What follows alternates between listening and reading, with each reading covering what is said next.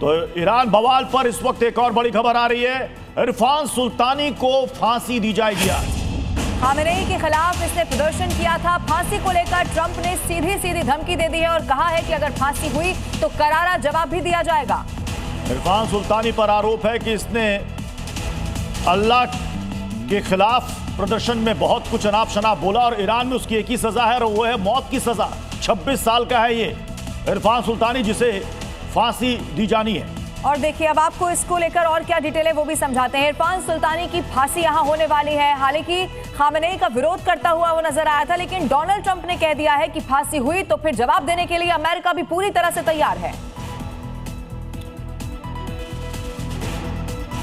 तो एक तरफ इरफान सुल्तानी को फांसी देने की तैयारी की जा रही है। 8 जनवरी को देखिए इरफान सुल्तानी प्रदर्शन में शामिल हुआ था, जो कि ईरान में बड़ा प्रदर्शन चल रहा है। खामेनेई के खिलाफ इसने प्रदर्शन किया था और इसी प्रदर्शन में हिस्सा लेते वक्त इसे हिरासत में ले लिया गया था। खुदा के खिलाफ युद्ध जैसे गंभीर आरोप इस पर लग गए हैं। उस दिनों में ही मौत की सजा सुनाई गई, यानी कि 8 तारीख को इसे हिरासत में लिया गया, 11 तारीख को सजा सुनाई गई। इनके परिवार वालों का कहना है कि अपील तक का वक्त नहीं दिया गया। इरफान सुल्तानी की बहन खुद एक वकील है, उसने कहा कि हमें अपील का मौका नहीं मिला और सीधे फांसी की सजा तय कर दी गई। और कहा यह भी जा रहा है कि हो सकता है ये फांसी बीच चौराहे पर क्रेन पर लटका कर दी जाए, ताकि प्रदर्शनकारियों के बीच में खौफ फैला सके खामेनेई। और संदेश साफ कि अगर ईरान में प्रदर्शन किया गया तो बख्शा नहीं जाएगा। ईरान हिंसा पर एक और ब्रेकिंग न्यूज अब आपको बता देते हैं, जहां प्रदर्शनकारियों की आंख में गोली लग गई है।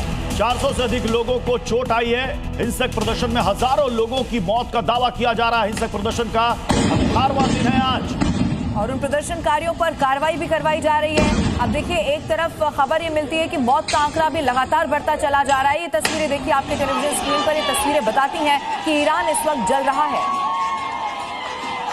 ईरान में खामेनेई सरकार, खामेनेई हुकूमत वहां प्रदर्शनकारियों को कुचलने के लिए हर हथकंडे अपना रही है। गोलियों की बौछार हो रही है।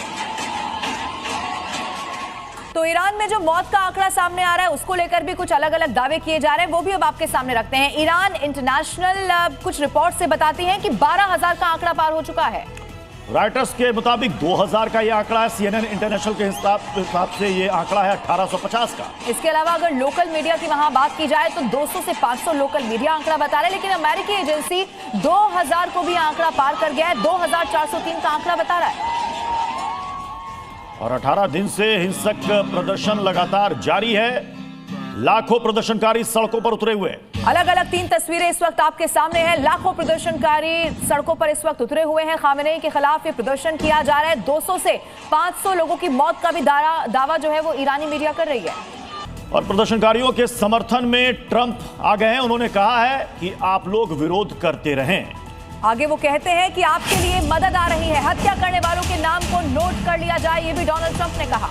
उन्हें भारी कीमत चुकानी पड़ेगी, सरकारी संस्थानों पर कब्जा करें, ये ट्रंप की तरफ से कहा जा रहा है कि आप डरे नहीं, आप अपना विरोध प्रदर्शन इसी तरीके से जारी रखें। हालांकि अमेरिका पर इसी बयान को लेकर आरोप लग रहे हैं कि वो युद्ध को और ज्यादा, ये जो वहां जंग चल रही है, प्रदर्शन चल रहा है, उसको भड़काने की कोशिश कर रहा है।